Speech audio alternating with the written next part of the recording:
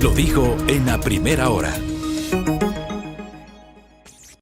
Muy bien, 7 de la mañana con 42 minutos en la primera hora por Sonorama, la gran señal nacional. A ver, antes de empezar la entrevista, hay un tuit que publicó muy temprano, hace 42 minutos, el candidato presidencial Yacu Pérez Guartambel, sobre el caso del doctor Tito Tomalá. Se habrán enterado de lo que ha pasado con el doctor Tomalá.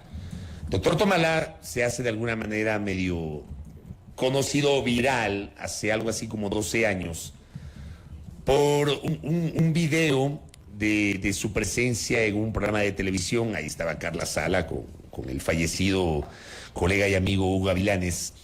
Y claro, ahí es cuando Tomalá le dice a Carla Sala que no le pregunte qué zapatero a tus zapatos, etc. Deben recordar ese video.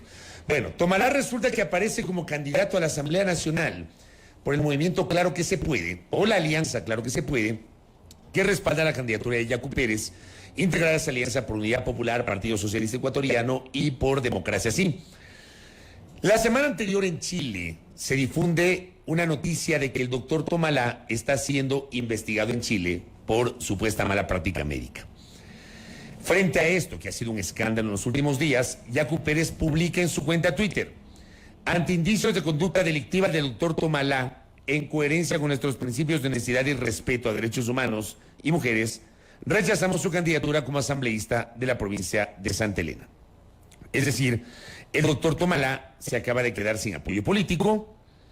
Yo no sé si está calificada su candidatura o estaba en firme. Habría que ver qué mismo pasa, cómo estará esto. Claro, porque ¿qué sucede si en efecto la lista de candidatos ya está calificada? Ahí ya no hay nada que hacer. Es como el caso de Virgilio Saquicela. Claro, ahí no hay nada que hacer. Ahí no hay nada que hacer. Pero bueno, esto de todas maneras es una posición de Yacu Pérez en el ámbito electoral.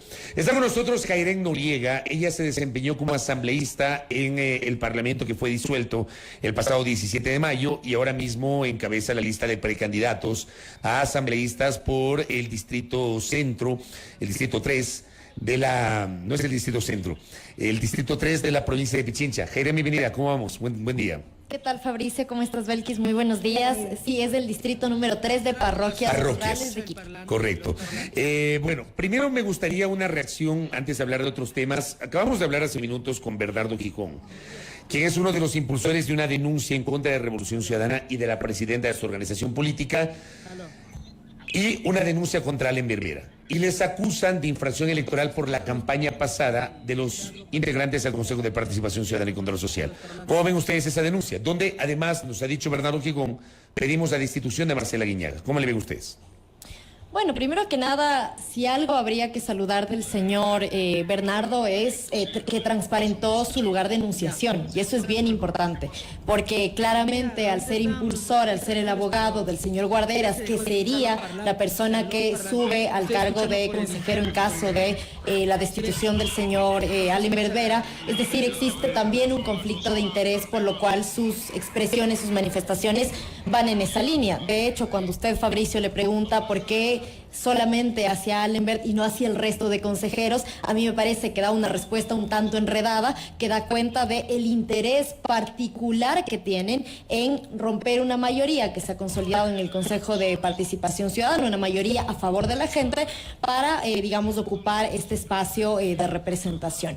En ese sentido, creo que el Consejo de Participación Ciudadana tendrá sus propias vocerías. Yo hablo a nombre de la Revolución Ciudadana y en ese sentido incluso he conversado con la compañera Marcela Guiñaga, y ella me ha comentado que ni siquiera ha sido notificada. Entonces, mientras el proceso transcurre, creo que lo más responsable es dejar que precisamente esos procesos sigan su curso. ¿Cómo lee usted en este caso puntual esta decisión del Tribunal Contencioso? Que como planteábamos en su momento, cuando se receptó la denuncia, esta fue archivada por las causas que ya conocemos y ahora el trámite se retoma y tiene que seguir su curso. ¿Cómo entienden este cambio de decisión? A ver, a mí me parece que este hecho en particular hace, hace parte de un relato más grande y de un problema de falta de institucionalidad mucho más grave que trasciende este hecho particular. ¿Por qué digo esto?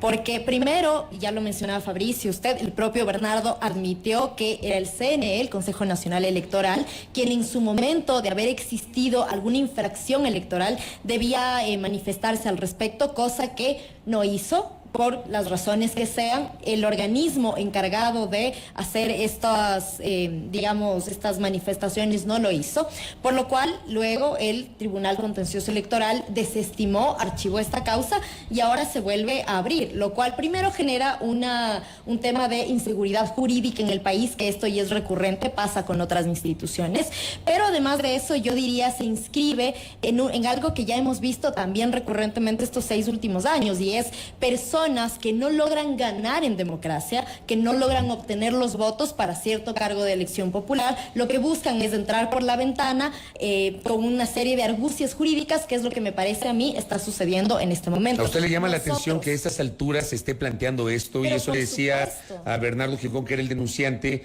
esto debió haber sido resuelto antes del 14 de mayo, eso que yo pienso, antes de que asuman las autoridades, antes de que se proclamen los resultados, reciban las credenciales, antes del 14 de mayo. Por supuesto, y el propio señor Gijón lo admite que en este momento, no es lo más adecuado porque ya las autoridades son autoridades electas, y en el caso particular de la señora Marcela Guiñaga, que es presidenta de nuestro movimiento y además prefecta de la provincia del Guayas, nosotros defenderemos la democracia, nosotros haremos respetar la voluntad popular, porque ella es una prefecta ya en funciones que ganó con amplísimo respaldo popular, y no puede ser que en este país la democracia sufra atentados casi cotidianos por parte de, usando más bien recursos jurídicos que no tienen, cabida en un sistema democrático que debería ser respetado. ¿Se cometió o no infracción electoral, Jairén? Y lo pregunto por esta vinculación que se hace respecto de esos 7 candidatos en su momento con el movimiento Revolución Ciudadana, más allá de que ellos no han sido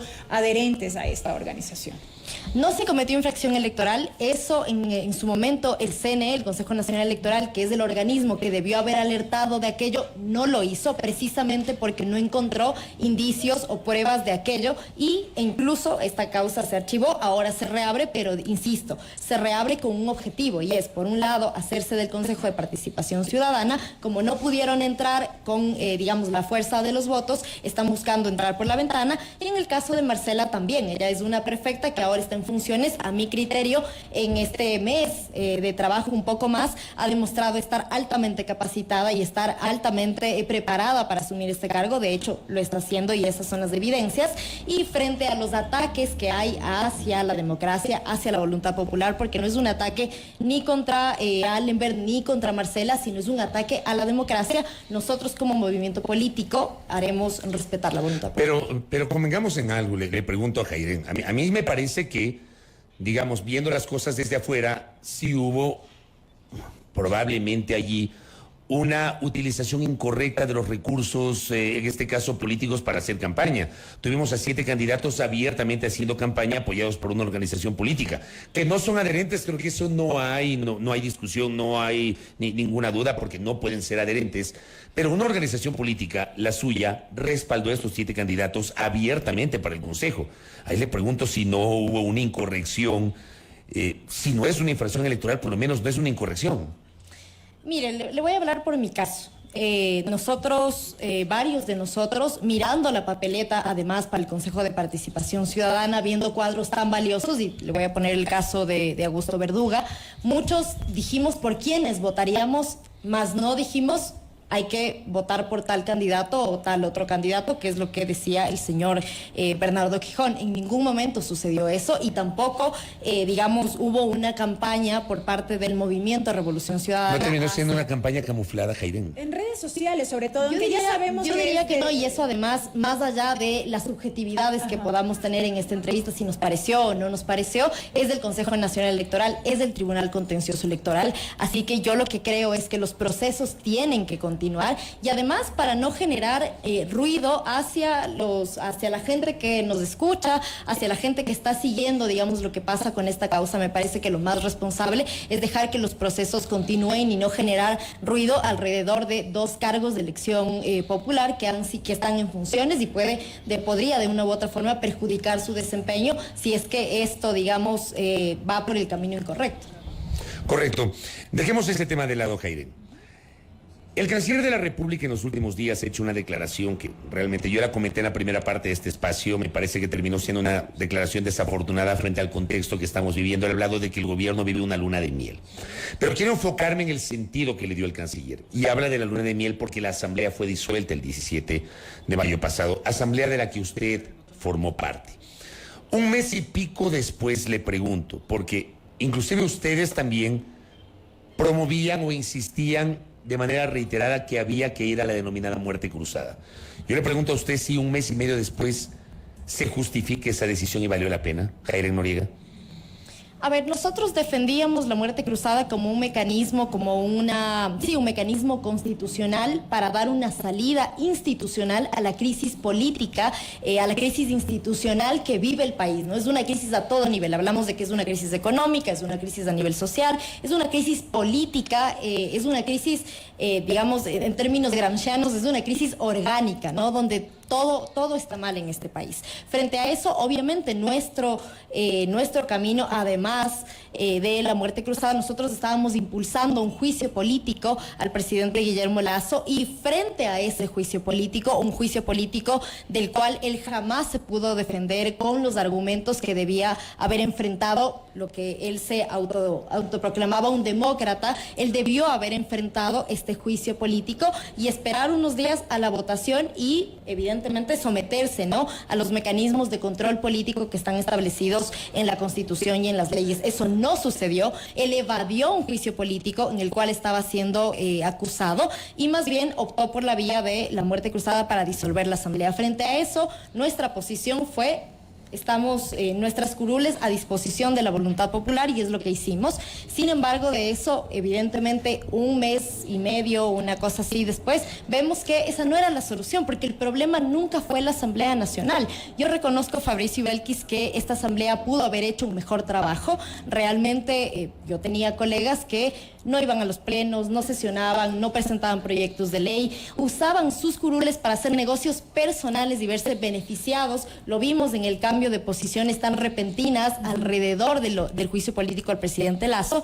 Sin embargo, de ello había sí otros legisladores, y voy a hablar a título de mi bancada. Éramos 47 legisladores que nos mantuvimos de inicio a fin de forma leal, no a un partido político, sino a unos principios por los cuales fuimos electos, y creo que eso es importante rescatar. Y de cara a una nueva elección de una nueva Asamblea Nacional, yo esperaría que sean muchos más los asambleístas que tengan digamos, una convicción partidaria, ciertos principios a través de los cuales ejerzan su espacio de representación popular y no usen, ¿no?, esta curul que para mí, digamos, significa una responsabilidad y un altísimo honor poder representar a mis mandantes, a los ciudadanos que confiaron en mí para buscar mejores condiciones de vida para la gente. Me parece un insulto que haya asambleístas que usen esos espacios precisamente para beneficiarse a título personal, que es lo que vimos en la asamblea pasada. Y a propósito de todo esto que usted acaba de describir y de citar, Jairen, en efecto, en su mayoría, por no decir todos los ciudadanos, esperamos que esta nueva asamblea que se elija haga, sin duda alguna, un mejor papel. Pero lo que se cuestiona es que muchos de esos cuadros que fueron criticados por su accionar ahora busquen nuevamente una curul para integrar esa asamblea. ¿Qué expectativa podemos tener de llegar ellos nuevamente a ocupar una curul? Bueno, yo esperaría realmente que los ciudadanos y las ciudadanas puedan tener memoria alrededor de qué significó la Asamblea Nacional pasada y podamos hacer una diferencia, porque yo ahí quiero ser sumamente sincera, y es: Hay asambleístas y asambleístas. Totalmente. Por más de que hablemos de la Asamblea Nacional como una institución en sí misma. Toda regla tiene su excepción. Exactamente. Y yo creo... El problema es que la excepción confirma la regla, dicen también. En este caso no, porque yo insisto, la Revolución Ciudadana fue una bancada que trabajó por los intereses de la ciudadanía.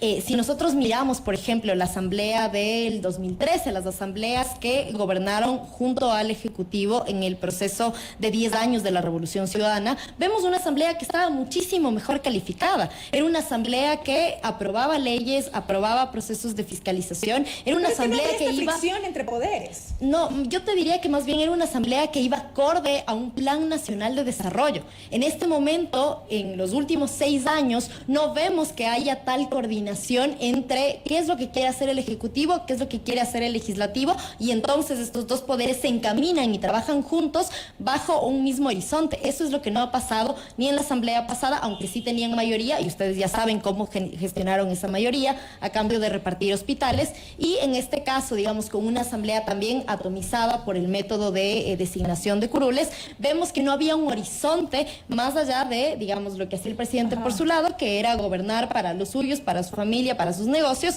y una asamblea que más bien buscaba, unos, solapar esa corrupción, y otros que nos encontrábamos en un rol de absoluta oposición al gobierno de Guillermo Lasso, que era lo que nos correspondía en ese momento. Entiendo la necesidad de trabajar de manera articulada, de alguna forma, entre estos poderes, ejecutivo y legislativo, pero ¿qué hay de esta necesidad también de que existan estos contrapesos? Pero por supuesto, es lo que nosotros siempre hemos defendido y es lo que nosotros hicimos como bancada de la Revolución Ciudadana durante este periodo de gobierno del señor Guillermo Lasso. Nosotros teníamos discusiones sumamente profundas alrededor de los proyectos de ley que se enviaba, y es más, algo que a mí sí me parece importante decir es que el Guillermo Lasso, uno de los tantos errores, uno de los tantos problemas de su gobierno ha sido precisamente que no ha sabido reconocer cómo es gobernar en democracia. Y en democracia precisamente existen estos pesos y estos contrapesos. Ustedes recordarán en su discurso cuando él cierra la asamblea, cuando llama a la muerte cruzada, él dice: mis ministros estaban siendo asediados porque eran llamados a procesos de fiscalización, porque se solicitaba, ¿no? A través de pedidos de información, se solicitaba comparecencias, y entonces no nos dejaban trabajar. Pero eso no es así. Nuestro trabajo precisamente era hacer que ellos trabajen. Y yo les voy a poner un ejemplo sumamente corto.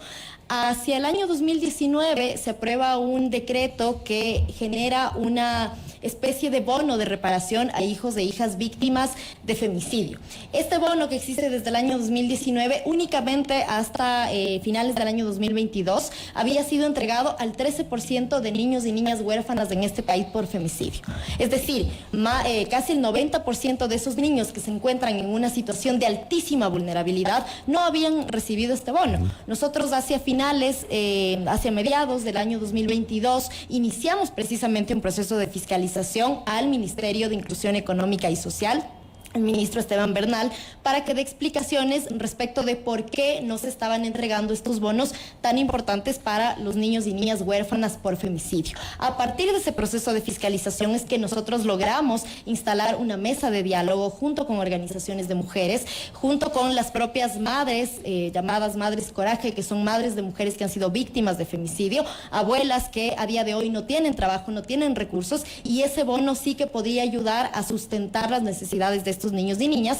Logramos destrabar los procesos, y a día de hoy la entrega de esos bonos para hijos y hijas de niñas, de mujeres asesinadas por femicidio es una realidad. Y eso es gracias, Fabricio y Belkis, a un proceso de fiscalización. Pero ese es un ejercicio de fiscalización interesante que tuvo un resultado, pero también hubo otros extremos, y a mí me consta. Por ejemplo, había jornadas, había miércoles, que eran los días de más trabajo de las comisiones, donde un mismo ministro lo convocaban a 3, 4 sesiones. O sea, también había un desorden allí, donde el mismo día, ni siquiera entre las propias comisiones se ponían de acuerdo. Al mismo funcionario llamado el mismo día a varias comisiones, Jaire. A ver, yo diría que ahí hay un... O sea, en eso me parece a mí que el canciller de la República, en eso tiene razón, en eso, A mí me parece que ahí hay un error de forma, más no de fondo. En forma, evidentemente, tal vez las comisiones debían haberse puesto de acuerdo, o más bien, digamos, desde presidencia generar un mecanismo para que no se crucen esas comisiones, porque sí lo que pasaba a veces es que si la ministra de la Mujer, por ejemplo, que yo la llamé en varias ocasiones y no me arrepiento de ninguna, aunque nunca me dio respuesta, se debía coordinar de mejor forma para que pueda asistir absolutamente todas las comparecencias, porque todos los temas son importantes. Además, nosotros como legisladores estábamos en nuestro derecho de hacer esas solicitudes de comparecencia. Entonces, el error de forma, ¿no?, en la distribución de cómo podían haberse llevado esas comparecencias, estoy de acuerdo, pero en el fondo esas comparecencias debían haberse dado y esos llamados reiterativos debían haberse dado. En el fondo ustedes tienen un ejercicio de fiscalización que es constitucional, creo que eso no lo discute, pero la forma también cuenta para que el fondo sea efectivo, Jairén. Por supuesto que cuenta, pero si lo ponemos en el marco de la conversación más amplia y es la asamblea, de la disolución de la asamblea soluciona los problemas del país,